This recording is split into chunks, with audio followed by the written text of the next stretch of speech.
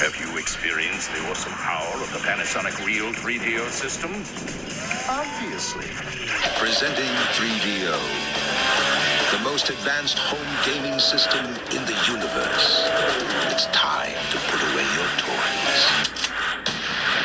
3DO from Panasonic, Gold Star, and Creative Labs. A new low price and free games. Mind-blowing graphics of Panasonic Real 3DO.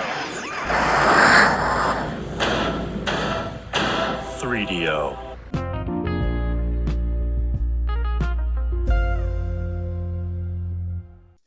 Hello, everybody, and welcome back to the 3DO Experience, the 3DO retrospective podcast, where we talk about all things 3DO, the company, the console, and everything in between. I am Bill, and this is Threk. How you doing, Threk?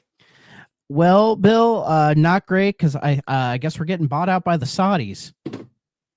Yeah. So I guess we're gonna have to throw in pre-roll ads every 10 minutes. We need to do a break to talk about some stupid product that they swear works but probably doesn't work. So sorry, guys. And also microtransactions. So for every hour you have to pay $1. And we're not getting any of that money. It's all going to the Saudis to bomb Yemen. So I'm doing great. How are you, Bill? I'm doing my best hide the pain Harold right now. I'm doing wonderful. It's Tuesday and I'm already ready to just I'm ready just for the world to be over. That's where I'm at right now. You should come with me to Hawaii. I think you need a vacation. If only I had the time. Yeah, I know. Well, yeah, I'm in a decent mood probably because I'm gearing up for that. So, and I've gotten most of the content I was wanting to do out of the way. So, so I'm just kind of vibing, which is nice. I've been back into Forza, just driving around again. Nice. What I've learned in Forza, because a lot of people have complained about it being too much of a map game and too many icons, which is truly a problem. But my solution was just go into the map and filter everything out except the shit I want to see. So right now I'm trying to do all of the story mission stuff. So I just have those on the map and I've just been knocking them out. Boom, boom, boom. So I feel like I'm actually making progress in that. So when that's all done, I can then move on to the next thing. Nice. So yeah. And for all your listeners, if you can't see, the Vikings are 2-2. They lost to the Steelers in Ireland. It was they played like shit for most of the game, but then it felt like at the end, the Steelers were trying to just give them the win. Because at one point it was 24-6, but the game ended 24-21 because the Vikings decided to actually play a little bit. And I was like, oh crap, they might have a pulse. And then nope. So it is what it is. They play the Browns in London on Sunday, and they'll probably have the advantage because going from Ireland to England is probably a lot easier. So maybe they'll be 3-2 going into the bye. That would be nice. So, yeah, it's just, you ride the train. That's all I can say. I got to see absolute cinema this weekend with the NASCAR race at Kansas. So, oh yeah, that crash was crazy. Oh yeah, the freaking Zane Smith crash where they cut the camera cuts and he's just on his side riding the wall. Yeah. I saw a picture. Someone posted a picture saying the new NASCAR game looks great, and then the comments were like, "Wait a minute, man! iRacing are really good at this." Yeah, but that's coming out soon, isn't it? It is, and from what everyone's saying, we're finally going to have a good game because it's basically going to be iRacing, but more SimCade rather than straight up sim. Yeah, I think they had to go the SimCade route because they know NASCAR is going to have a casual audience. Oh yeah. It's going to bring in a bunch of people who don't really play games that much. So let's see, October 14th. I'm looking forward to it. I'll be curious to what it gets on Metacritic, what the ratings will be. I'm very curious to it. I hope it does good because they're also making the new IndyCar game, which, fun fact, there hasn't been an IndyCar game since that one on the Xbox in 2004. Oh, really? So has it been that long? Oh, IndyCar is a fucking clusterfuck and a half of a company sometimes. Oh boy. But apparently they were saying it runs off the same physics engine as the NASCAR game, and if the NASCAR game's good, that's a good sign. All right then. So And looking NASCAR 25, it's only going to be $60. Hey, not bad. I'm all for it. Like that's I mean, I'll probably if it reviews really well, I'll probably wait till it's like $30 and grab it. Or if it comes to Game Pass, you never know. I could, yeah, that's a possible Game Pass deal, but I don't know because EA has like the EA Play and they like to put racing games on there. But True. But I mean, we'll talk about EA later. But you know, I don't know if EA necessarily blocks games from being on Game Pass. I don't think that's part of the deal. Actually, so would the NASCAR game be EA? No. Oh wait, no. No. I was on the iRacing ones. I misthought that. I think there are some. I don't think there are any NASCAR games on Game Pass. There are racing games for sure, like World Rally Championship is on there. Some of the F1 games, which I know aren't great, but like they were great until EA took over. Naturally, yeah. So yeah.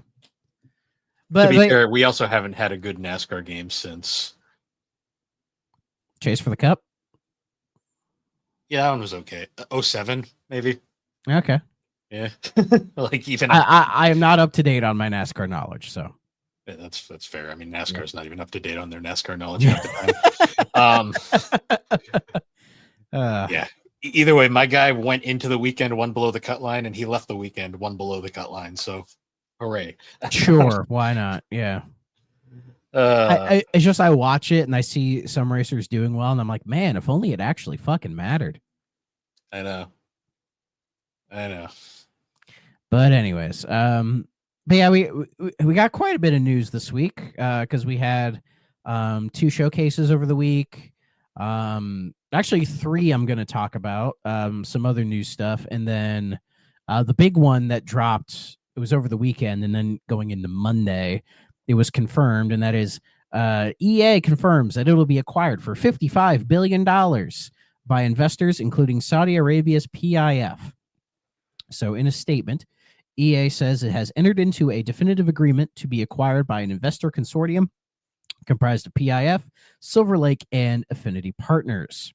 Now, I believe one of these is owned by, what's his name, Jared Kushner, who is the son-in-law of President Donald J. Trump. So, you know, and it's basically just like a private equity group. And I think everybody knows these days, if you get acquired by a private equity group, you are fucked because they're just going to milk you for as much money as they can so that they can sell you for more money. That's basically what they do. And they acquired EA for, a lot of money. Like they bought them on a premium, by the way. Like their stock wasn't at like 55 mil kind of a thing. So they're buying them on a premium. And my guess is they probably want to hold them for as long as they can to milk money and get them back. So it makes me think a lot of people are fearing the worst with EA now. I mean, EA hasn't been really in a good spot for a very long time. No. Probably like 20 years, maybe. I feel like it was when we hit the 360 era when EA really started to take a bit of it was when the downswing started to happen. Yeah. You know, they were still... Go ahead. You had like some series, like you had BioWare was still kind of holding the torch for a little bit there. Oh, they were kind of peaking in the 360 era with Mass Effect and Dragon Age. You still had Dead Space. You had, what's that? Dante's Inferno. Like Battlefield was still really good. The Sims hadn't completely given up yet. Yeah. Yeah. Honestly, now that I'm saying it out loud, I think the 360 was kind of like the end of an era for them. Like, like Madden and FIFA and all that were starting to go downhill, but they weren't terrible yet. They weren't. Like, if you go back and play a 360 Madden, they're better than the current ones. You know, it's a weird game that I feel like was the turning point for EA. What's that? SimCity, the 2014 one that was like an abysmal failure. Yeah, it feels like Madden really downswung when we hit, I think it was like Madden 13. Or 14, like the first one on the PS4, Xbox One generation, that's when Madden stopped being good or even like playable. And it's been like bad ever since, basically. Like it feels like that was the era where everything went wrong, you know? Yeah. And now they are where they are now. Because like I always think Sim City, that was the game that basically killed the original Maxis. Because the company Yeah. that's technically Maxis isn't even Maxis. It's the second studio they opened just to make Sims games at Yeah. one point. So yeah, it's Yeah, like it's right. I mean, like Battle, like, and the thing is, EA occasionally has bright spots, like their like indie game, like kind of spotlighting thing they would do was really good. They helped like Hazelight release their games, which was great. Of course, Respawn, like Respawn's kind of the crown jewel of EA for a lot of people. yeah, it's either Respawn or Dice, because Dice for a while was like their only workhorse that did shit for a long time. Yeah, but also like the Battlefield games haven't been great since like 4. I heard Or even 6. actually, I like 1. I like Battlefield 1, but I've heard good things about 6 coming up. So I played the beta and I liked what I played. It was really solid. Like, I'm not spending $70 on it. That's fucking ridiculous. And well, I've also heard that people are not gonna like the campaign. Apparently, the campaign is not great from people who've played it. Like, I think it was like Tom Henderson said that. I mean, who knows? Who knows? Yeah, I'm definitely curious to, and I think they're releasing like a free to play battle royale mode or something. I don't know. I just feel like putting all your chips in the Battlefield basket is probably not the way to go. But it feels like with this Saudi deal, it's just going to get even worse. Like, they're going to double down on all the microtransaction stuff. They're going to push Madden and FC even harder, like into the ground, which is somehow possible. Like, I think BioWare is like truly in jeopardy. yeah, because like the last Dragon Age didn't do super well. I mean, it has its fans, and I don't know if we'd necessarily call it a failure, but I know it was divisive for a lot of dumb reasons, right? the last BioWare game that has done well, if we don't count the Mass Effect like trilogy, the recent collection that came out, the one that's really good. Yeah. If we don't count that, I think their last really acclaimed game was Inquisition, and even that's kind of divisive. But I mean, but it also like sold really well and got like it got Game Awards out the ass, so it did well. Let me check in on the sales. I don't have an actual sales number. It said they reached about 1.5 million players. But I guess they said they couldn't reach beyond the core audience, which I mean, I sure like it's gonna have a core audience of people show up, and that number sounds about right. But beyond that, I don't know. And we know they're working on the next Mass Effect 4 or whatever it's gonna be. And now I think that game is kind of even more in jeopardy. I saw some fucking dummies online trying to say that because BioWare went woke, that's why this deal happened. And I'm like, you are the dumbest motherfuckers I've ever heard. That is like, BioWare is not like the biggest, most important part of EA, like not even remotely. No. You know, it doesn't work like that. So I can't agree with that. But yeah, like it makes me worried about that and like EA motive, because like I just wanted a Dead Space 2 remake. The 1 remake was so good. Why couldn't they just do a 2 one? And that's not even on the table. And who knows what motive? I think Motive's working on Battlefield. Like Criterion, like we're probably not going to get Need for Speed or Burnout ever again. Nope, and that's a shame. Yeah, like Burnout, yeah, but like not even a new Need for Speed at this fucking point. Mm-hmm. They're probably just gonna be stuck in the Battlefield loop. Like I guarantee you, it's just gonna be Madden, FC, Battlefield. I'm not sure what else. Like whatever Respawn's doing, like the next Jedi game, they'll get that out there because the Jedi games have been very successful. So they'll get the third one out. But after that, I don't know what Respawn's gonna do. Are they just gonna be the Apex Legends guys? Probably. Which is a shame. I know Apex people like the game, and I'm not gonna shit on it, but like Respawn are so much more than that. It's sad too because I don't even hear about Apex that much anymore. Like people like it, they still play it. I'm sure they do. Like it's kind of like PUBG, where I know people still play it, but like no one talks about it as much. It's kind of like Valorant and all those other games. Yeah, you just don't think about them. Like I had an old coworker, Apex was his game. Played it all the fucking time, so I knew a lot about it from him, but I never played it. Yeah, I think it's just because Fortnite's the one that's just become the public zeitgeist. It's kind of ubiquitous at this point. Like it's not going away anytime soon. Like it's hard to imagine it, but we might one day live in a post Fortnite era. where like it's Yeah. not the biggest thing anymore. I know it sounds crazy to think, but it might happen one day. But I mean, Minecraft hasn't really lost the step yet. No. So I don't know. But yeah, this EA thing is just, I don't like it. It's bad. It's not good at all. I think it's not gonna provide any sort of positive benefit whatsoever. So yeah, not good, not good. But let's get into some good news, I guess. Yeah. So it's like, Tokyo Game Show happened and there was quite a bit of stuff. We're not going to talk about everything just because there was a lot of stuff to talk about. I mean, we can start with the RGG Summit. And I guess the big thing was Yakuza Kiwami 3 is real.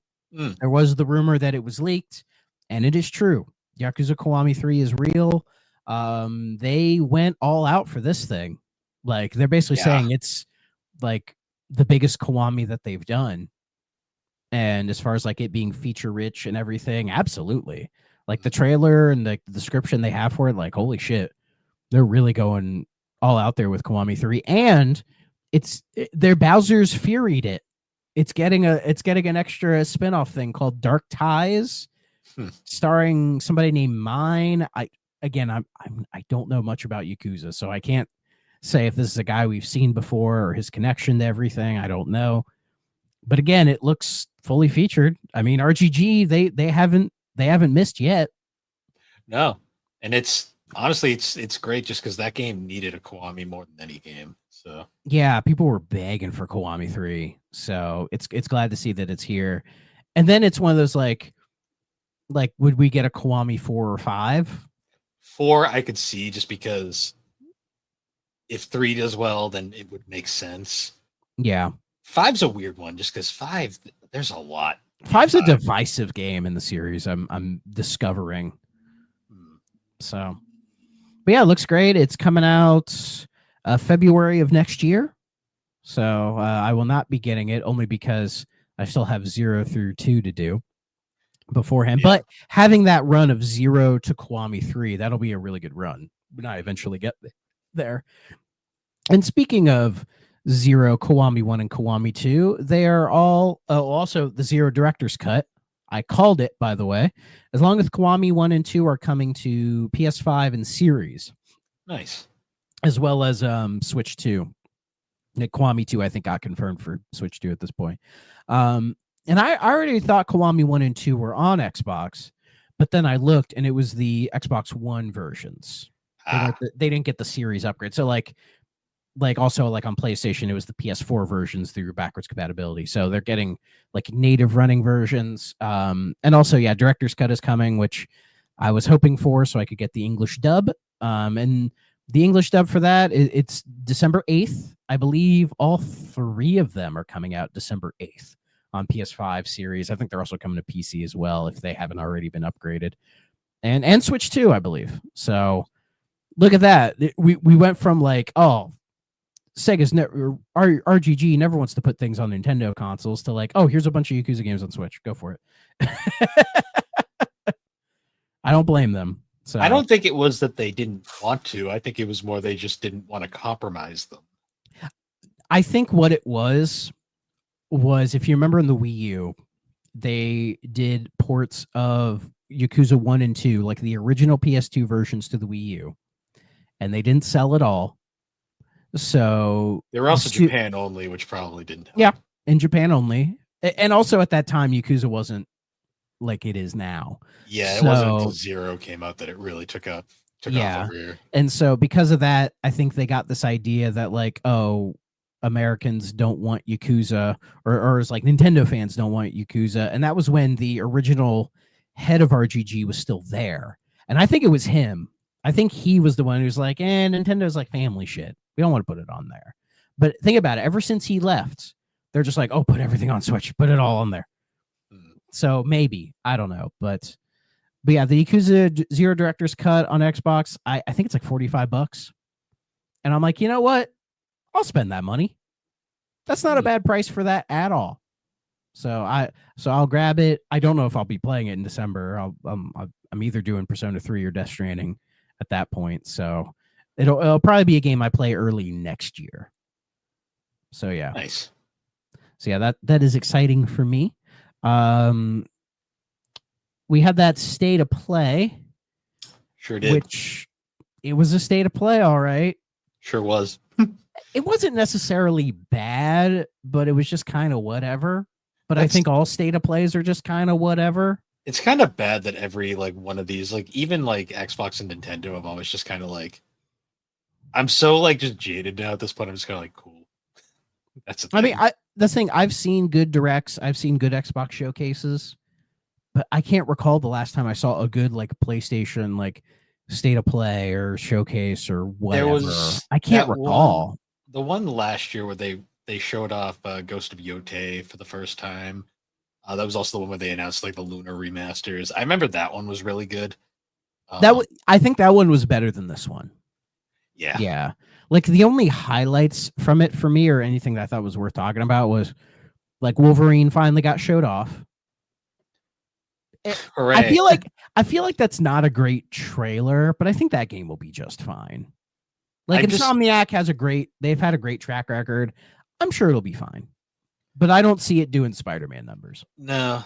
I don't think they're handling it as well as they could, in all honesty. Yeah, but I think Sony's kind of in this spot now where they're just gonna like release 1 to 2 big games a year, and this is gonna be the game for next year.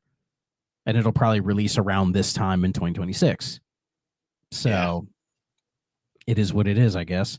I mean, when we see more of the game, it's like, oh, it reminds me a lot of that X-Men Origins Wolverine on like 360 and PS3. My guess is they probably played that and were like, how can we move this to like a more like modern sensibility? That's probably what they did.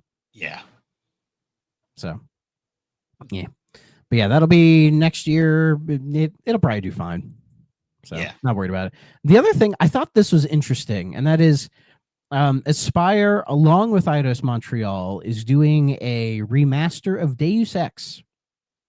The original Deus Ex, right? The original, and they're doing like, it's not a remake, and it's not just like a straight up remaster. It's a game where it's like you look at it, it's like, oh, they actually like went in and cleaned things up. And I guess the closest thing I could compare it to is, do you remember when Microsoft remastered Halo 1 for 360? Oh yeah, the anniversary collection. Yeah, it's like that. I love the button in that game where you can just be like, ooh, old graphics, swap between them. Yeah, Aspire. I wouldn't be surprised if this does that too. I think in one Discord I called it like a half master, where it's like they kind of half sees it, and people are like, oh, it looks kind of weird and funky. I'm like, well, I mean, yeah, but whatever. It looks interesting, It was like one of the only good games Ion Storm ever put out. So yeah. So yeah, and that's out in February of next year. Again, that's another game I'll just keep my eye on, because as long if it doesn't review like shit, I might grab it for like $20 or something and give it a try, because I've never played it. I've only played the kind of not great PS2 port, which is like a weird sort of thing. I'd be very curious to play which the PS2 version's fine, but like I'd like to play an actual port of the PC version if possible. Yeah, and I think this remaster is based on the PC version. So I'm trying to think. The only Deus Ex I ever played, it was either Human Revolution or Mankind Divided. I messed around with one of those. Human Revolution was pretty big, so it might have been that one. Yeah. The problem is the covers are like, they look identical. So I'm like, it was one of those two. A friend of mine made me play it. And I just remember thinking the game was very yellow. And and in my mind, thinking about it, it reminds me of Cyberpunk. Yeah, to a degree. Well, because it's like a futuristic kind of like action RPG style. Yeah. And from what I remember, I didn't hate it. I didn't hate it at all. They're very good. They're different, but they're very... It was like one of the best things Squeenix put out that year. Yeah. Which says a lot. Yeah, that's when Squeenix had Montreal or Eidos. So, well, yeah, who knows? Or maybe I'll just go back and play those, I guess. I don't know. But was there anything from the state of play that looked more interesting to you? Not really. I was kind of just like, A bunch of there's- games I can't afford right now. Yeah. Oh, the Returnal Studios, they're making that new game, which looks kind of interesting. Yeah. Yeah. And then Xbox had their Tokyo showcase, which was fine. It's kind of just whatever. I mean, there was some things that were like, oh, neat, but nothing that really blew me away. The biggest announcement from it was it'd been rumored for a while, but it was confirmed. Forza Horizon 6 is coming to Japan, and it is coming out next year. So that's kind of why I kicked in the Horizon 5, because I'm excited for this.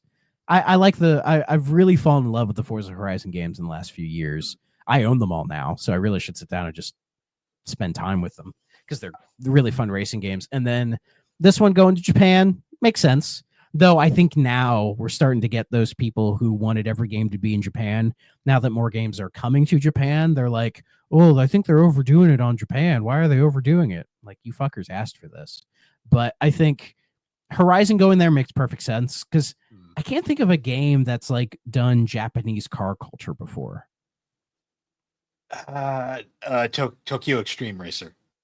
Okay. So this will be a nice upgrade from that. Because they're talking about how like they want the map to be like really big and dense. Like, so like Tokyo City, it like has all of the like highways stacked on each other and like a lot of drifting and that kind of stuff. But then also like, Mount Fuji and all that stuff. So we didn't get a lot from the trailer other than just, I like the trailer because it shows all the different locales we've been to. And then it ends with like just showing Japan with the cherry blossoms and everything. And they said it's coming out next year. I believe that. But we didn't get anything beyond that. My guess is when Xbox does their like developer direct thing in like January time, we'll probably like, oh, here's gameplay, here's what it looks like. And my guess is they'll put a window on it, probably not a date.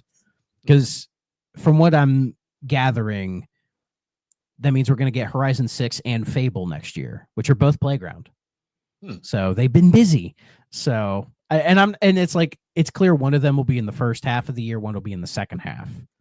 And I'm not sure which will be which, but I'm definitely excited for both games, but and also this is not coming to PS5 day one.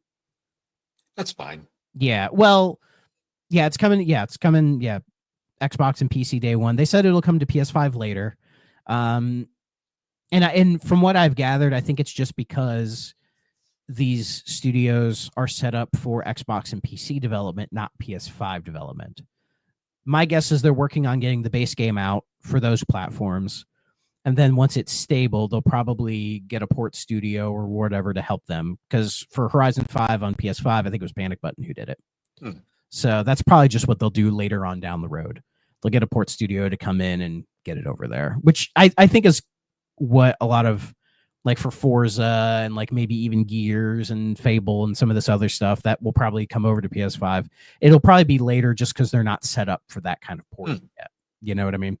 I mean, as a primarily PlayStation gamer, I don't have a problem with an Xbox made game coming to Xbox first. Like, yeah, that's not fine. a huge deal to me. Like, yeah, it'll come out eventually, and I'll play it when it comes and out. to be fair, I think that's what Xbox should be doing anyway. Like, yeah, if they're going to put stuff on PS5 and Switch and all that, sure. But like the people who've bought the hardware and are there, give them the game first. Yeah, honestly, it's like, like I mean, PC guys are going to get everything day one, but whatever, right? That's just that's the way the industry's going in general. Is just that PC, it's getting that day one port unless you're Rockstar. Yeah, it's like with PlayStation games coming to everything fairly soon. My thoughts are like, yeah, they'll be PS4, PS5 first, and then they'll eventually come to everything else. And with how good Helldivers 2 is done on Xbox, I'm sure more is coming. Oh yeah, I have a feeling more is going to be coming. So, it's just the way it goes. But are you excited for Horizon 6? I am. The amount of Tokyo Drift memes I've seen.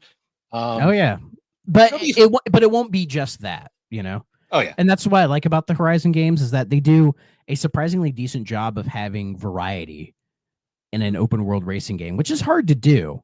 Like in Horizon 5, there's quite a bit. There's like street racing, drifting, and then there's also like Baja racing and like out in like the forest, driving up mountains through the deserts, and then there's like the Rally Adventure DLC, and then they made the whole like Hot Wheels thing. They find a way. Like if you think about it, the Horizon games are live service because they're constantly adding in, and they're constantly adding in shit. Horizon is literally what I wanted the crew to be, basically. Yeah. I think the crew was based off of Horizon, so I think it came first. It might. The crew was an interesting idea, just like an open world kind of racing game. The problem with the crew was they put like this like, well, it was online only, which is always kind of a. That's where the whole Stop Killing Games initiative started. Yep, but also it had this like it had a very Ubisoft story, and I was like, oh, I'm not sure I like this that much. I have a soft spot for Ubisoft story. They're sometimes fine.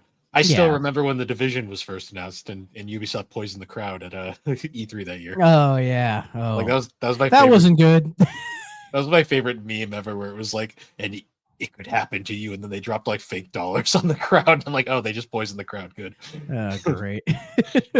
So I miss unhinged Ubisoft. That was a great time. Yeah, but I just think the industry is just where it is right now. We can't have that kind of fun right now. No, it's a shame. But I'm looking forward to Horizon 6. So hopefully we'll get an update in January with a more proper release date. And we'll go from there. Let's see. Just a couple more things. It came out last week and kind of flew under the radar, I think. And that's Doug Bowser is stepping down. Oh, yeah. The best part about this was all the people that were like, we either got the people who are new to gaming and were like, who? Or the people that were like, he's still there? I mean, when you're trying to follow like a Reggie Fils-Aimé, who was such like a man in the spotlight and was so charismatic and everything, and Bowser was just not that guy. No, at all. And that's fine. He didn't need to be that. No, people forget that Reggie and Iwata were the exceptions. Like, oh yeah, Bowser is very typical of the traditional Nintendo CEO. Yeah, Nintendo's always been kind of like that faceless organization, just kind of that monolith. They're like, oh, our face is Mario, not like anybody. Well, the closest they would have before is like Miyamoto, but I think it was just he was so beloved they kind of had to show him. Miyamoto and occasionally Yokoi before. Yeah. Very rarely Yamauchi.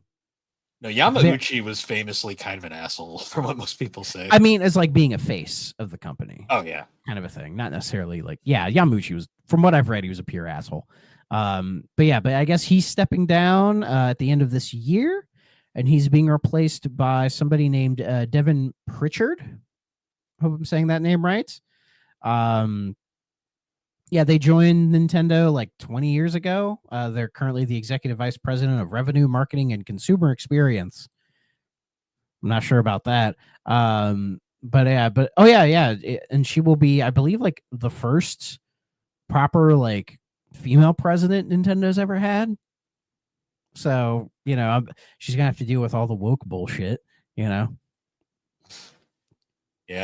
Of course, there are going to be some people like that, but I don't really see this changing anything about Nintendo. I really don't, unless she like somehow steps out and becomes like a face and like a recognizable personality. But I don't see that happening. It could happen.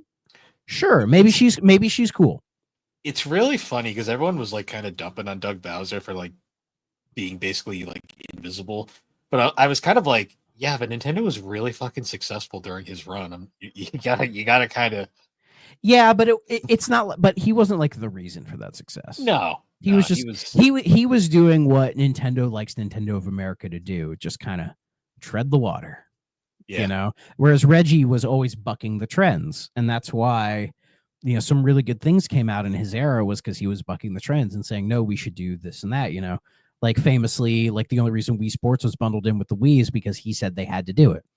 Nintendo Japan didn't want to do it, but he pushed them to do it. They did, and it worked out. Yeah. And Doug Bowser, from what I've gathered, he's not that guy. The only time I've ever seen him is like at the Game Awards when he's there to like accept awards on behalf of Nintendo, and he always looks like kind of shaky and nervous. like it's just not his. He's not a comfortable public speaker, The only which time is I fine. He actually, doesn't need to be that, I don't think.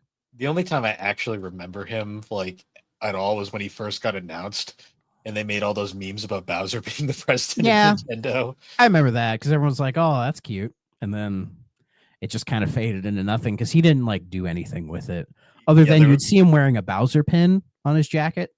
It's really he had about that, it. and then I think his first day in the office, he made a little joke where he had Mario and Luigi tied up in the background.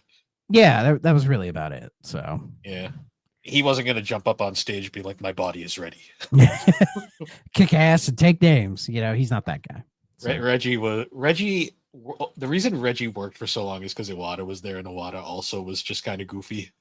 Yeah, they played off of each other. So, and it's just that era just doesn't exist anymore. We'll never. It's in this weird area where like all the old heads that are still there are more like the traditional type, like like, faceless Japanese people, and then you have like the new breed who I think want to reinvent it, but they don't have the clout to reinvent it yet. See, we're completely beyond this era of gaming, but I will say my favorite era was when Iwata was at Nintendo.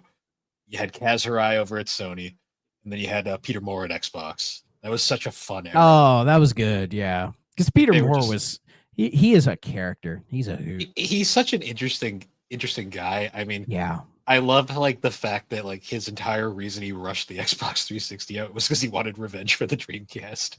Good man. Like this fighting the good fight. It was such a funny. Just reading that, I'm like, damn, man. Yeah. He did not even care. He was full and like, this might bite me in the ass, which it kind of did, but I still am gonna do it. I mean, it still worked out. It did, and then the fake GTA tattoo on the arm. Yeah, love all that shit. Yeah, I was like, man, I miss that stuff. He was a character. Kaz Hirai was fun because he was the guy that famously gave us the $599 $500. Yeah, but I mean, at least he had a sense of humor, unlike most Sony presidents since then. Yeah, he wasn't Ken Kutaragi. No, Ken was a genius, but he was also an asshole. Yeah, another famous piece of shit. But yeah, best of luck to this Miss Pritchard. Hopefully it works out for her. So yeah, who knows? She might become more of a notable name in the Nintendo lineage, but most likely not. But hey, I'll leave a little bit of percentage for her. Let's see. Oh yeah, Kojima had his little thing, right? Sure showed off the new trailer for OD, which looks really cool. Definitely is very like he's like, I'm gonna fucking make PT now. Yeah, that's what it looks like to me. So that's cool. And apparently it's gonna be episodic. So that's like where like Jordan Peele comes in, and some of these other directors are gonna do like their own version, their own kind of episode on it. So I'm not sure what the whole thing is and what they're really attempting to do with it. If it's like an anthology series or if it's going to be like they all kind of come together at the end. Who really knows? I'll keep an eye out for it. But somebody asked, I guess, Konami during the Tokyo Game Show about the state of Metal Gear Solid Master Collection Volume 2. Because I think when the first one came out, they basically said, yeah, we're going to do another one. It's been a while. So people are asking him, where is it? And they said, we're still working on it. You know, they did the Japanese thing where it's please wait a little bit longer. I think they're really trying to figure out 4 is going to be difficult. I don't think it's that difficult. It's not going to be difficult, but 4 is such a PS3 coded game. Like they really are going to have to change a lot of shit in there. And they also said that like when the volume 1 came out, it had all kind of bugs and issues and people were bitching about it. So they're like, when we do volume 2, we want it to be complete when it comes out. Like we don't want to have to go back and fix things as much as we did last time. So, and I'm fine with that as long as it comes out as a fully realized thing. I mean, and it comes down to what all's going to be on the collection. Like we're assuming 4 and Peace Walker are going to be there. I assume so. Maybe Portable Ops. Maybe I doubt it, but you never. Portable Ops would be nice because I think that game would deserve it. I've heard potentially Rising Revengeance could be there, which I think would be a really good get. They don't really need to do 5 because 5's already available on modern platforms, unless they just wanted to do it so they could put it on like Switch and Switch 2, or most likely just Switch 2. I think they just re-release it at that point though, because that game is so big. I don't even think. Yeah, I feel like that game would. Yeah, I think that game would be better off just getting a Switch 2 port and then maybe a PS5 Series X upgrade if they wanted to go that far. I think that's the other issue with 4 too, is because 4 is fucking massive. They could make it fit though. Yeah, it's not impossible. So we'll keep an eye. I wouldn't be surprised if we hear something about it next year. It could maybe sneak in as like a Game Awards announcement, but I don't know. Keeley kind of hates Konami, so maybe not. Well, because they disrespected his boy. Yeah, his glazing partner. So yeah, that might be something we hear about next year, and I hope we do, because I skipped out on Volume 1 because I already have them all.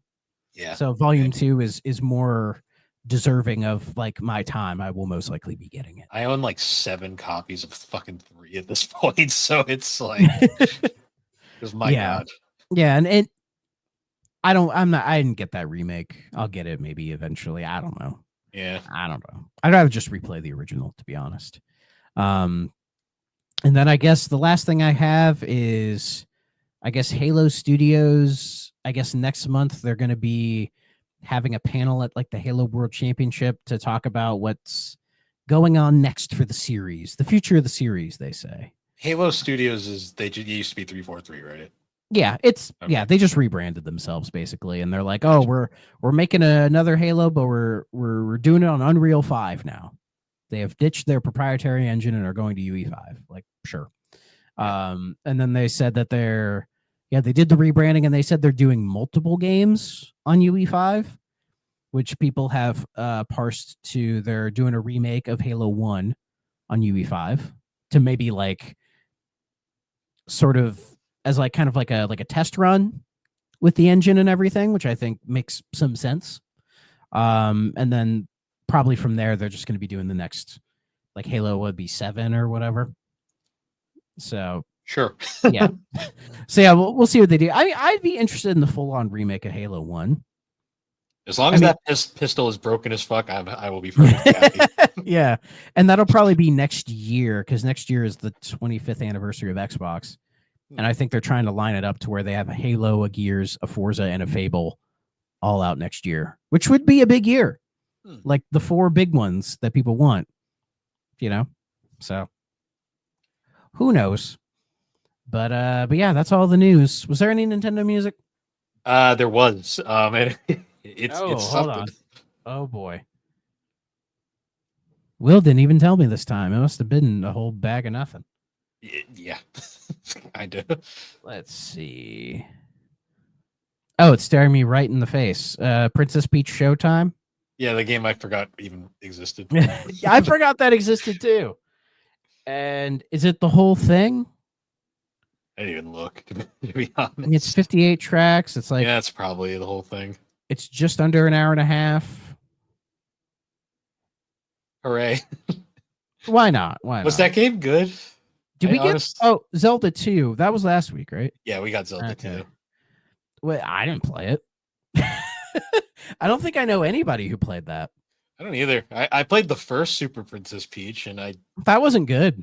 No, I got like a level in. I was like, what is this? I don't know. I don't know how to play this. I don't like a game where it's like, oh, I have to cry at my enemies to kill them. Her powers are emotions. I'm like, this game is kind of offensive. Yeah. Let's see. On Metacritic, Princess Peach Showtime has a 74 and a user score of 6.8. So it's probably average at best. Yeah, sure. VG247 gave it 100. Sure, dog. Cool. If you want. And then the Guardian gave it a 40. Holy shit. My guess is if you're a real big Peach fan, probably love it. Or you're one of those Nintendo fans that loves anything they shit out. Yeah, if you're like Harmon Smith or that fucking dick. Yeah. Where he's like trying to justify like saying it's okay that Nintendo is suing Power World over these mechanics that they stole or whatever. He's like, because these originated in Pokemon. And it's like, bro, Pokemon's not even original, okay? Like by your logic, Square Enix and or Atlas should fucking sue Nintendo. Yeah. Yeah. But he wouldn't say that because he glazes Nintendo every chance he gets. He's just one of those guys that constantly defends them. And the only thing I could gather as to why is because he grew up as a fan of them. He got bullied for it because it was that era where it was, like, oh, baby games, whatever. And then when the Switch came out, it's like, oh, everyone likes Nintendo now. And probably to a certain extent, he's like, this doesn't make any sense. Like, everybody likes them now. What the fuck? But like, I think it's gone beyond that to just like, it's just really weird. I don't like that guy. Why is his eyes always closed? If you've ever seen any of his shit, his right eye is always like squished like this. Yeah. Like, what's going on, dude? Do you have a sty? What's wrong? See, me out. There's no chance he watches this. Even if there is some off chance he watches this, he might do some AI bullshit with me or whatever. But fuck him. Fuck him. I don't even hate Nintendo, but I hate him. I still remember that era vividly because that was like the era of like everyone's like Nintendo only makes baby games, PS3 has no games, and the 360 blows up. That was basically everybody's like, it was like when one person would dump on your console, that would be your like response. You'd be like, but this that console war, and yet we're all nostalgic for that era. Oh yeah, like everybody, like nowadays, all the biggest PS3 haters, like that was a great console. I'm like, yeah, they all were. All three consoles were great. It is weird seeing how many people have come around to say like, oh, the PS3 is one of the best systems ever, and I'm like, dude, when I was there, that was not the perception. I think the PS3 definitely in the back half it helped it, but also I think people forget that first half was really bad, and it's not even necessarily the lack of first party games. It was also most of the third party games ran like ass, and they still run like ass. If you go and listen to the newest edition of Thrack Ops on Call of Duty 3, my guest for that, Will, how you doing, Will, played COD 3 on the PS3, and he had fucking problems with it, and it was a launch title. So it's not like those games got patched later like they do now. So yeah, I think that was also part of the perception of the PS3 that has kind of faded because people just say, oh, but it got all those games too. It's like, yeah, they were the bad versions. Like nobody played Oblivion on PS3. No. Nobody did because it sucked. So it's just, again, people whitewashing history and not looking at like the whole perception of it. Yeah, the 360 wasn't perfect too. No. But also I think people kind of downplay its success a little bit as well. Because Sony eventually outpaced them. And it's like, yeah, sure. But like, I think some people downplay the 360 was really popular at that time. It was. Like, it was ubiquitous. It's the same thing where people also forget too, Nintendo kicked their ass the entire generation. Yeah, but even back then, people said that didn't count. I know. Like, that never changed. I think people are nicer to the Wii now than they were back then. Oh, yeah. Yeah. Well, because people are like, the Wii has nothing but shovelware. I'm like, newsflash, every console has like shovelware. If it's a successful console, it has shovelware. Yeah. But the Wii, I mean, I remember just like back then, it was hard to find like what good games existed on the Wii because you'd go there. So you'd go to like a GameStop or a Walmart. And yeah, it's like you'd see like Mario Galaxy or Twilight Princess or Smash or whatever. But like most people had those. And so you'd be looking at the third parties being like, are any of these good? I have no idea. Yeah, and and people didn't do a good job parsing the good from the bad. Or now it's easier to do that because we know which ones were good. But like my favorite is like Red Steel. The first game is a fucking piece of shit. The second game is actually pretty good. Yeah. It's like holy shit, but no one bought the second game because the first one sucked that hard. Well, and Ubisoft did not advertise the sequel at all. No, I didn't even know it had a sequel until like well after the fact. I got them both in a bargain bin for $5 each. So. But yeah, unless you're like No More Heroes or Zack and Wiki or I don't know, that Knights game was pretty good. I'm not the biggest fan of Mad World, but I remember that was a big deal at the time, and I understand why. Mad World, Deadly Creatures. Deadly Creatures is cool. I actually like that game. It has Billy Bob Thornton in it for some reason, but like, but Mad World deserves a remaster. Like Platinum, Sega. It's probably Sega who owns that game. But like Sega and Platinum should get together and be like, hey, let's take Mad World, HD it, give it proper controls, and put it out on everything. And I would be all over that because I like Mad World, but I hate how that game controls. But I like everything else about it except I hate the waggle shit. It's so bad. Yeah. And I'm like, if you give it proper controls, it would be fine. It would actually be really good. Hey, No More Heroes eventually got that with the Switch versions. I'm surprised those haven't. I'm surprised No More Heroes 1 and 2, those Switch versions haven't come out on anything else. Yeah. You know, I'm surprised at that. No More Heroes 3's on everything. Oh, yeah. There's also that really forgotten PS3 version of No More Heroes 1. Oh, yeah. Was that version any good? Yeah. It's just No More Heroes, but on HD. That's basically it. Yeah. Fair enough. So, but yeah.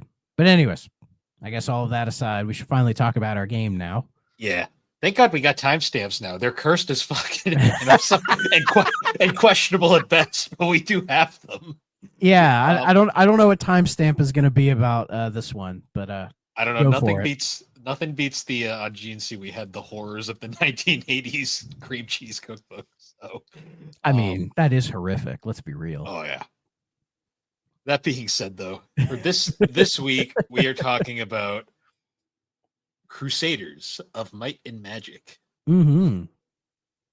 A third-person action RPG developed and published by the 3DO. And I love how they tried to be like, New World Computing's there. They totally were involved with this. No, they weren't. No. But so they were the ones who had Might and Magic, right? Like it was their series. New World Computing created Might and Magic. Okay. They were purchased by 3DO sometime after 3DO went third party, and then they died with the ship, basically. Well, that's great. Their games were okay for a few years under the 3DO partnership. I know the final one they did before they closed was pretty bad. And then the series got purchased by Ubisoft, and it was there ever since. Or I think they still own it. Well, looking at the timeline, so it looks like they were pretty consistent in games from 86 to about 94. And then I think that was Might and Magic 5, I believe. Yeah, yes. New World Computing doesn't have the 3DO name on it, and then it takes a break, comes back in 98 with Might and Magic 6, and that has the 3DO name on it. Yes. Well, because they had started doing they also started doing the Warriors of not Warriors, Heroes of Might and Magic, which is the more popular spin-off series. Okay, is that like more action oriented? I believe so. Okay. I know this says it's turn-based strategy. Oh no, yeah, Heroes the complete opposite. Yeah, Heroes is a strategy series, which is kind of probably why it ended up taking off. Okay, yeah, and it looked like it was PC only. I mean, makes sense, right? Yeah, and that series kept going for. Apparently, it's got one coming out. Yeah, Ubisoft kept making them, and they still were doing fairly well. It has one apparently coming out called Heroes of Might and Magic: Olden Era. So it says it's planned to release in early access in the summer of 2025. Well, we're past that now. Yeah, that sounds like, Ubisoft is kind of a dumpster fire right now, so that's probably what's going on. Well, they might be getting bought by a private equity company too. Great. Great. Just joys, right? I actually, fun fact, when I was at Retro World, I found Might and Magic 9, which was the final one before 3DO died. Yeah. Complete in box, and it was like $5. I'm like, why not? I can't play it, but hey, it's here.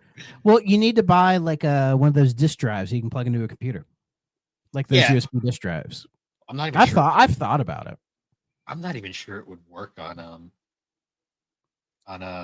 Windows 10. To be honest, give it a try. What's the worst that could happen? You already own the game. True. That's the worst that could happen. True. So yeah, and then apparently, they made one Might and Magic 10 in 2014. Yeah, the return to the original series. Yeah, and then these originals are just like turn-based RPGs, right? Yeah, they're kind of what's the best way to describe them? They're like role-playing, turn-based kind of. They're almost MMO-ish, but they're not. Okay. If that makes sense. You ever play like a game that you're like, this feels like an MMO, but it isn't? Final Fantasy 12. Yeah, kind of like that. In all honesty, no, that's fine. They're, from what I've heard, the people who played like the classic ones back in the day love them. Oh yeah, like these are games I think our buddy Steve likes because he's kind of an RPG sicko, so I could see him digging these. I think Jeff said he was into one of That these at one point. Jeff liking these is not a surprise to me, not Hi, even Jeff. remotely. So another thing too is, so this series was a spin-off created, essentially this was 3DO like, we own this series now, let's put it on consoles. Surely the name alone will sell a game, right? I mean, I can't blame him for wanting to put a game like this on PlayStation. Like, think about it, RPGs blew up on the PlayStation. They were doing really well, and they're like, oh, we have one, let's just make one and put it on there, but not like one that's of the series before. We're just going to do like an action RPG thing that's like kind of inspired by Zelda, kind of inspired by Elder Scrolls too. Like I see a little bit of Daggerfall in this. And while it's not great, it's better than I expected. Yeah. So this game is the first in a series called the Ardon spin-off series, according to the Might and Magic wiki. So this is either an official thing or something the fans made up. Either way. Sure. And it is part of 3 games, all created by 3DO for consoles, which we will probably end up covering the other 2 at some point. Yeah. I mean, they had experience making console games. They did. And playing this, I see a lot of the engine reminded me a lot of the Army Men Sarge's Heroes engine. Yeah. It definitely felt like Army Men Dungeons and Dragons in a lot of ways. Yeah. So yeah, 3DO Company made this. Apparently the PC version is slightly different. Yeah, I looked at some YouTube videos, and yeah, like they almost look like 2 separate games. Like the PC version isn't just a cleaner version. It has like completely different assets. Apparently its movement and combat systems are more catered for keyboard and mouse. Like it feels like a game that if New World Computing were even involved with it, they were probably more involved with the PC version than the PlayStation version. Well, what's interesting is apparently the PC version was Christmas rushed, which is interesting. And the console version had like a few extra months, which is bizarre. and apparently some people prefer one or the other. Depends on who you ask. Yeah, the stories, I guess, are also slightly different because different teams were working on them. It's a weird, like most things, 3DO, it's a weird way of doing things. Very much a weird way of doing things, yeah. And yeah, so yeah, it's like it's action RPG. So you just like, you wake up and you're in a prison. It's like Dark Souls. You know, you wake up and you're in prison and you got to get out. But there's no combat rolling or anything like that. You're just a dude. And there's a floating head that is some of the most annoying slow tutorials of all time. You know, where they're like, oh, you got to do this thing, and here's how you do it step by step. And I'm like, can I just play the game, please? Can I just play the game? But then you eventually get past all of that, and you know, you're roaming through the prison. You got your mace, you got your shield, you're learning how the magic works, all that kind of stuff. And when I was playing, I was like, this isn't bad. Like it's not amazing. I wouldn't say it's like a top tier PlayStation game or anything like that, but it's holding its own, right? Like the weird thing is the game never told me how saves work. I kind of like stumbled upon a save point and I was like, oh, that's what those are. Why didn't the game tell me that? But nevertheless, then I get to the statue that's like, haha, you're not going to get out, blah, blah, blah, blah. Right. And then he shoots lightning at you and you die. He just straight up kills you. And I'm like, well, what the fuck do I do now? Because I'm looking through that room and I'm not sure where to go. And then I just happen to look at it from the right angle. And it's like, oh, you get out there. And then I get out there and then, you know, roam along the rest of the wall to get out the prison and into town. And that's the first bit. And I'm like, well, that was needlessly frustrating at the very end. Yeah, it's a weird game because it's functional. Like 3DO it controls fine. Could make games that worked. The problem is, so I also want to point out too, this game came out in 99. Yeah. This was still around the point where 3DO hadn't completely given up No, I can tell. You can tell effort was actually put into this. Like it does feel like they were wanting this to be like a Elder Scrolls type thing. You know what I mean? Like a Western action RPG that garnered a following. Well, I was looking at their other games that came out this year in '99. The other games were Sarge's Heroes and then Air Attack. And Air Attack, in my opinion, is like the best game they made post 3DO.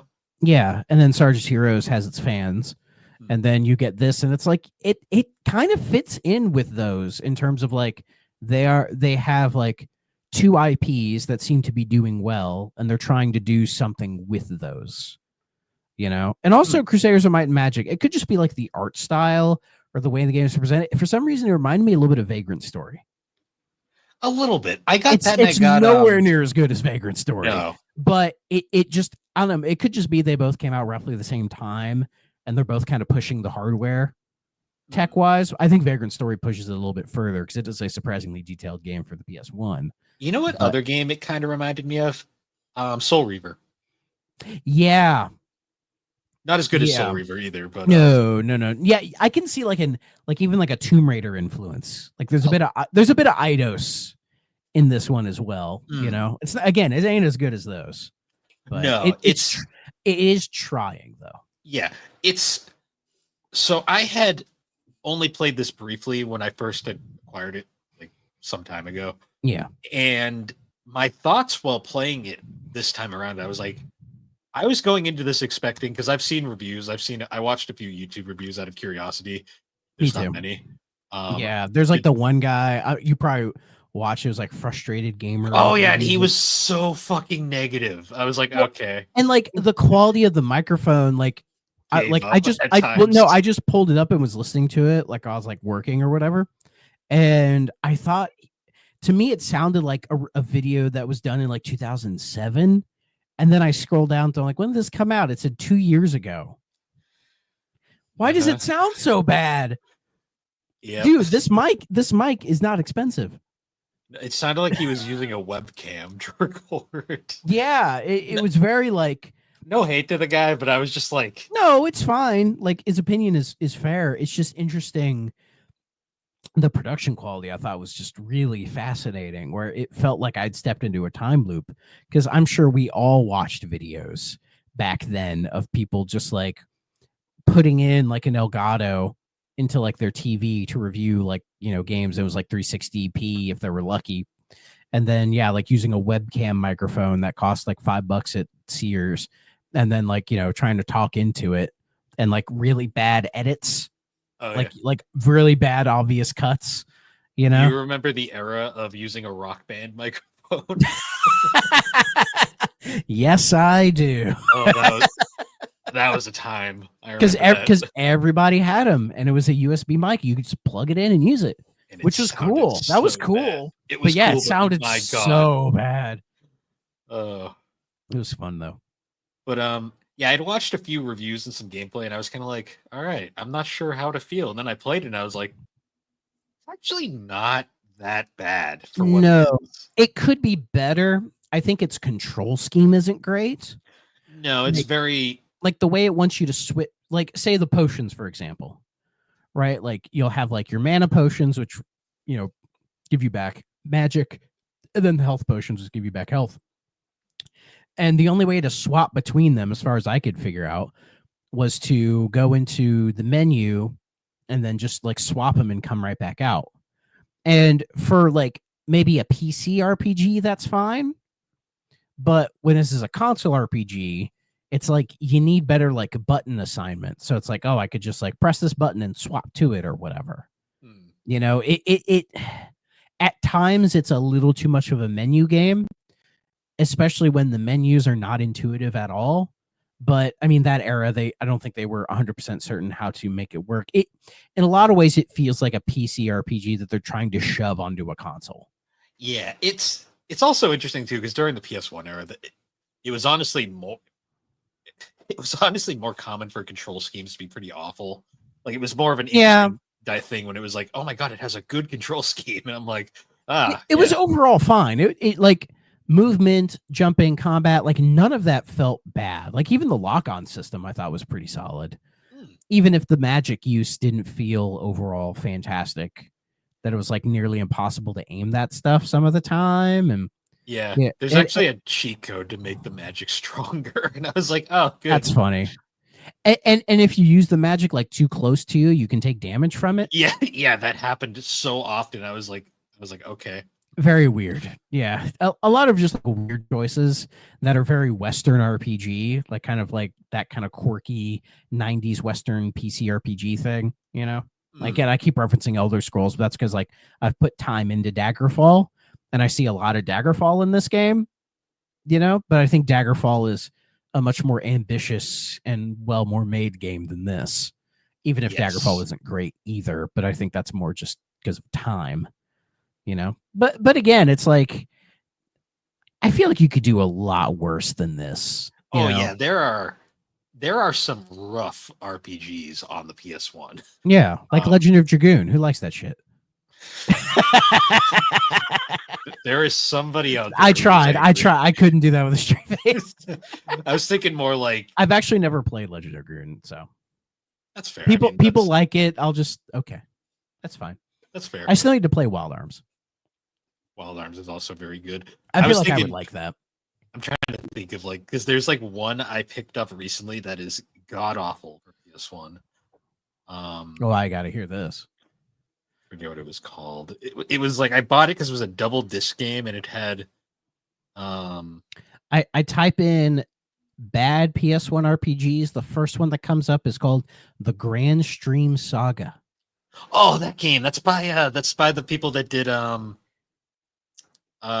Illusion of Gaia and Paradigma. Shade? A Quintet. Quintet, yeah. Oh boy. It's not that bad. It's funny looking at it. I'm like, I wouldn't expect Quintet to do this. Like it has like that it has THQ in the corner. Yep. The old THQ logo. Let's see.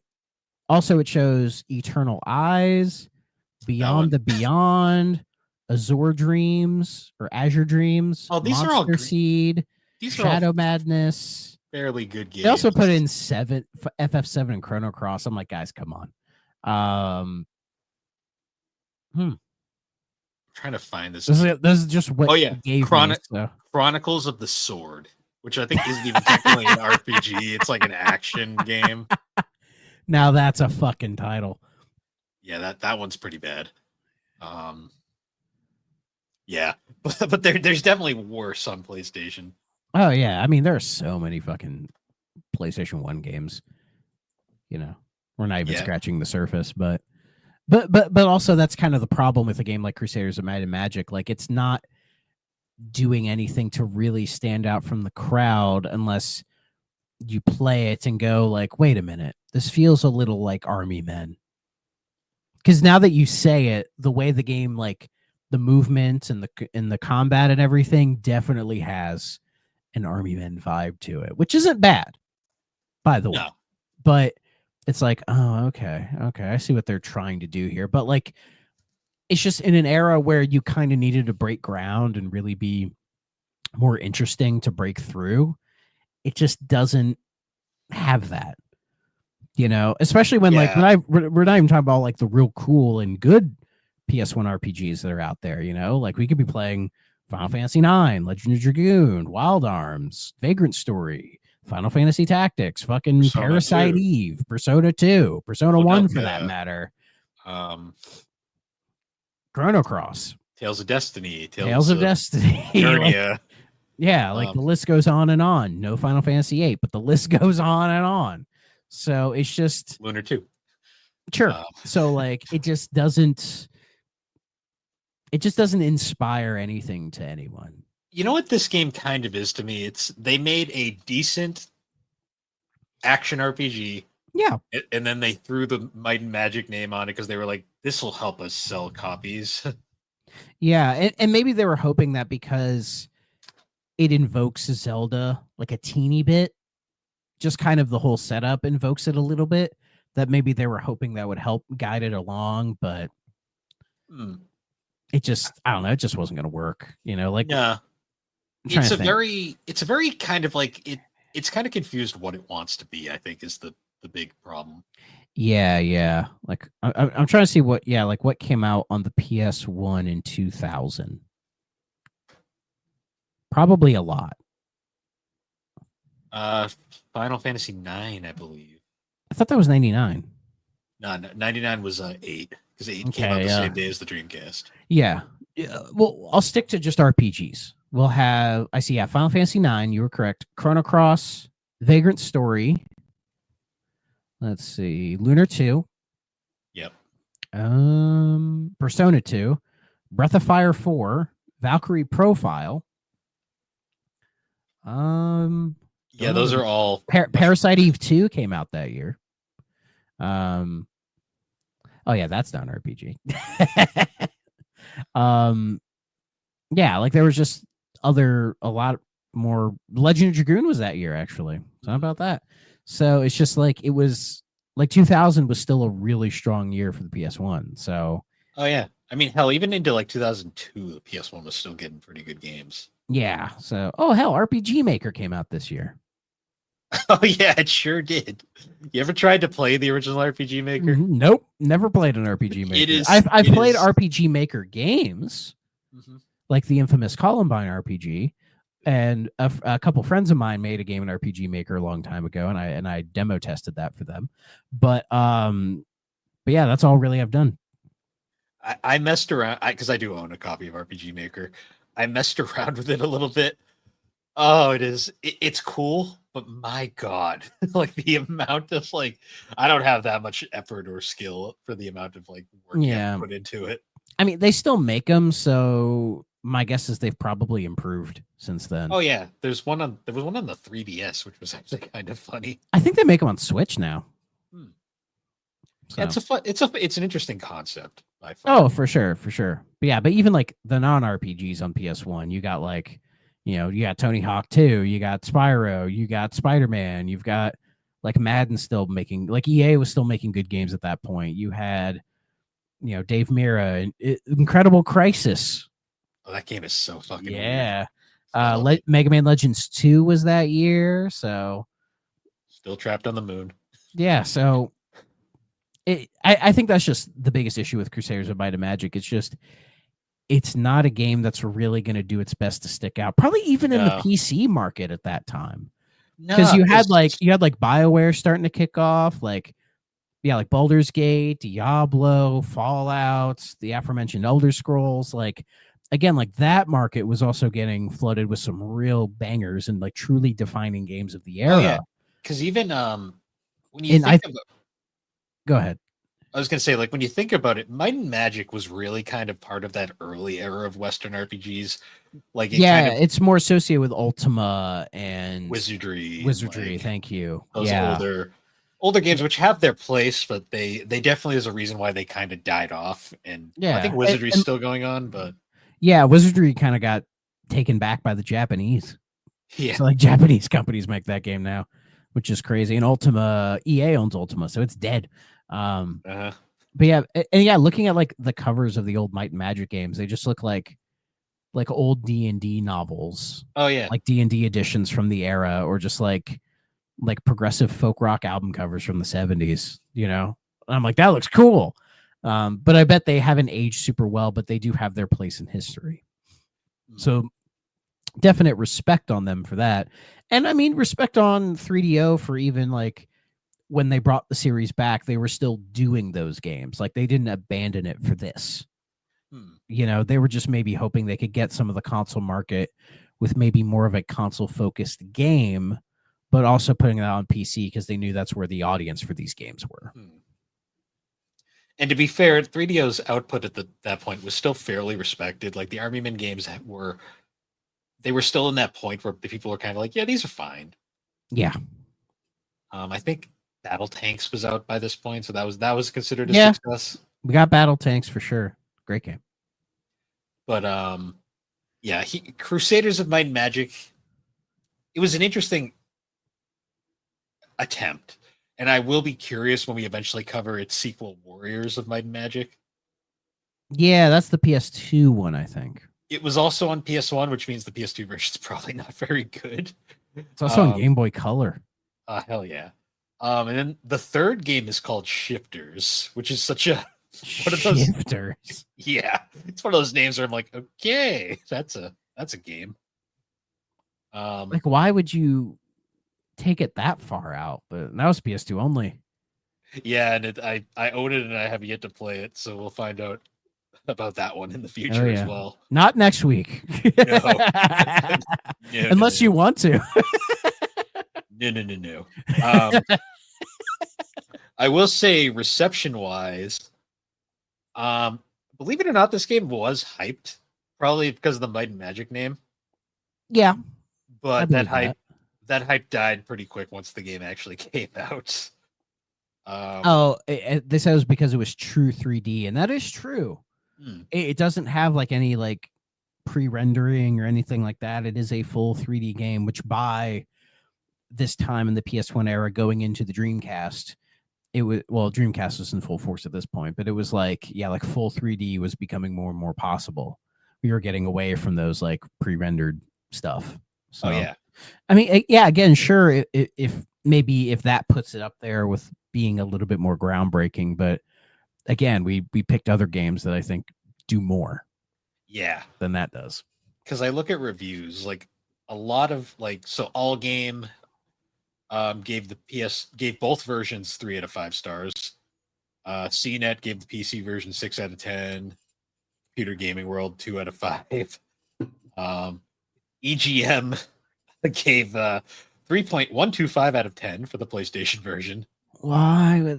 It's apparently, and there's a little note here for EGM. It says for the PlayStation version, 2 critics gave it each a score of 3. One gave it a 2.5, and one gave it a 4.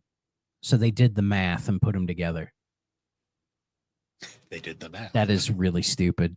Game Informer was surprisingly nice and gave it a 7.25. GameSpot 6.7. IGN gave the PC version a 4 out of 10, and then the PlayStation version a 3 out of 10. Sure, IGN. PlayStation Magazine gave 3 out of 5 stars. Next Generation 2 out of 5 stars. So yeah, very, very down the middle. I think the best review is Game Informer. I do think some of the issue is like the story isn't really there. No, the story is not that interesting. Yeah, I don't find like what it has is very generic and just not that interesting. And for an RPG, you do kind of need that. The gameplay a little bit more compelling.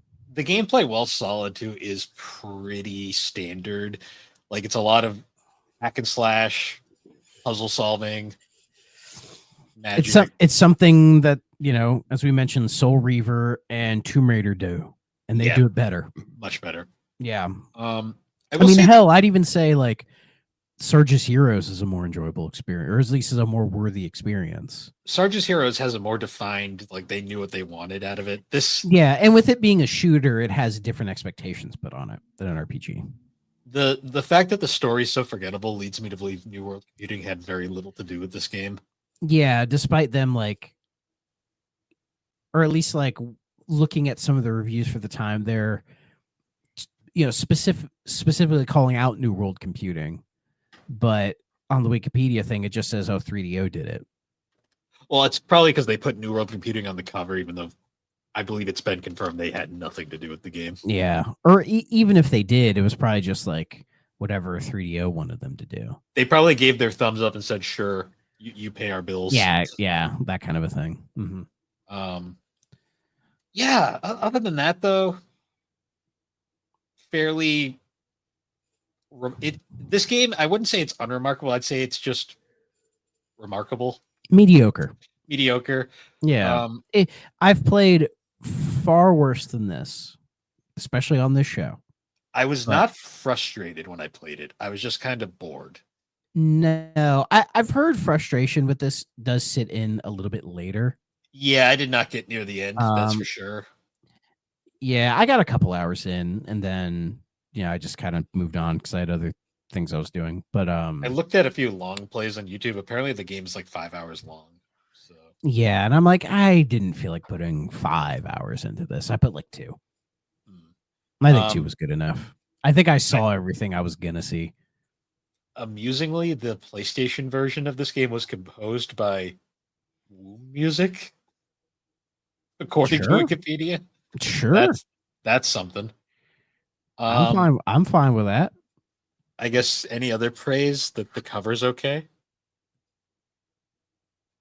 Cover, I don't know. The cover just looks like a strategy guide for another RPG. Yeah, kind of. I've seen worse covers.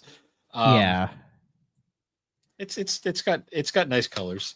It's fine. There's nothing about this game that is like offensive or it's very horrible inoffensive or anything like that. It just kind of is what it is, for better or for worse, you know? Yeah.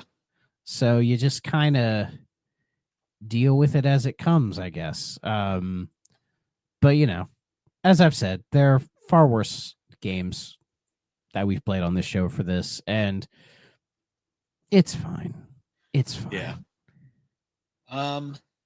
So must play okay, stay away. I'm gonna say it is a very mediocre okay. Yeah, it's okay.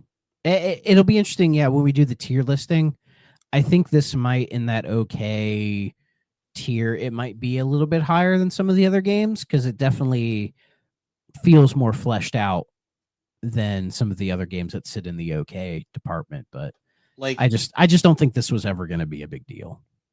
Like, it feels like 3DO tried. Yeah, for sure. It's just not a great game.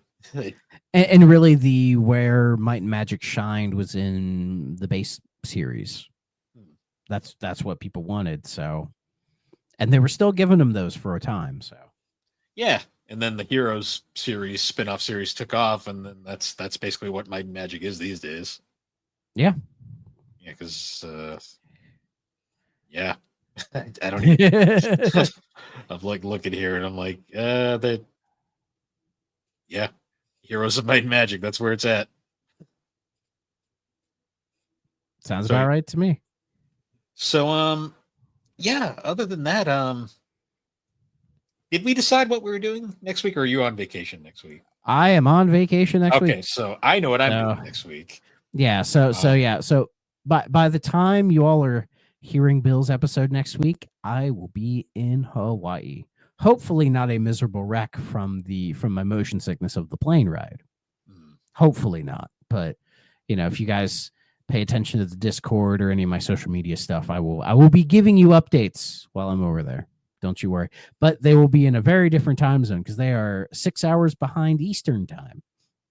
So that'll be fun. Nice.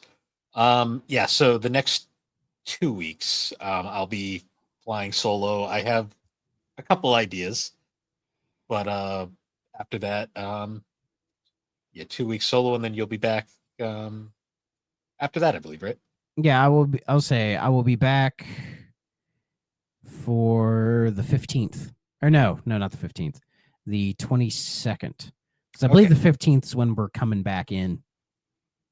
So yeah. Okay. Yeah, so so I'll be back for the 22nd. Who knows what we'll do? Yeah, who knows? Maybe we'll do a catching up episode, just chatting about whatever. Yeah. We'll see. We'll see what happens. Again, we'll see how this whole trip goes. Yeah. I'm thinking it will go well, but you know, I've had rough flight experiences before with like motion sickness and all this other kind of stuff. So, and it's like the first time I'll ever be like severely jet lagged. So, yeah, it's a whole new experience for me. But but I will try to enjoy the sun, the sea. You know, try to take pictures of the ocean with my feet in them. Nice. You know, out of requests, some people requested that. I think you know who. You got to take photos for Aaron so Aaron can see the ocean. The Pacific Ocean, which I haven't seen before. So I've seen the Atlantic a bunch of times. I mean, I live pretty much right on it. Yeah, so. Exactly. It's nothing for you. No. Maybe I'll see the giant trash island floating by.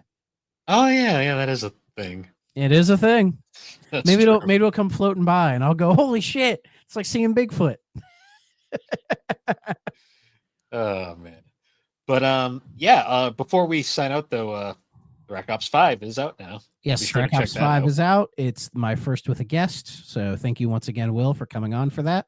And yeah, since I'll be gone for a good 2 weeks, yeah, there will be no Thrack Ops for a while. I mean, the next one will be Call of Duty 4, Modern Warfare.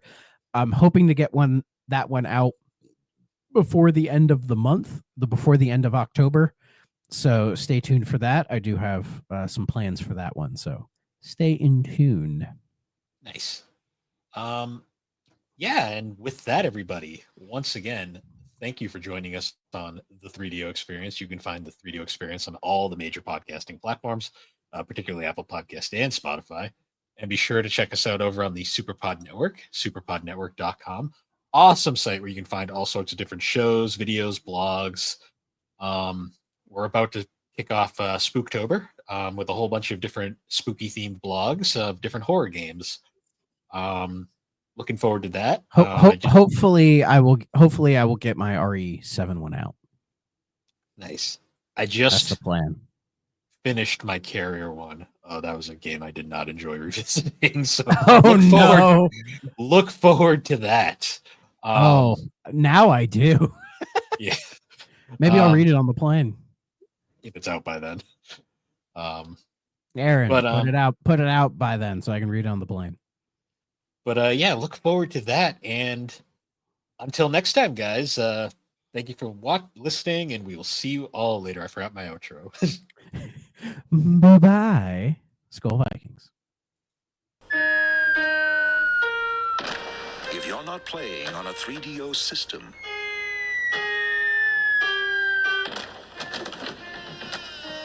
what are you playing with?